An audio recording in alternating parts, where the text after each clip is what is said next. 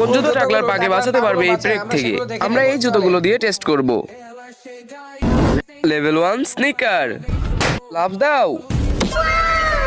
পুরোপুরি সুরক্ষিত, একটা দাগও পড়েনি। লেভেল 2 ভাইরাল জুতো, ভাইরাল জুতো কি টাকলার পাকে বাঁচাতে পারবে? লাফ দাও। পা পুরোপুরি ঠিক আছে, ভাইরাল জুতো তো কাজের আছে। লেভেল 3 সাপড়িদের জুতো, মনে হচ্ছে টাকলা এবার আঘাত পাবে। যাও জনি, আবারও লাফ দাও। আউচ। টাকলার পা তো পুরো কানা কানা হয়ে গেছে।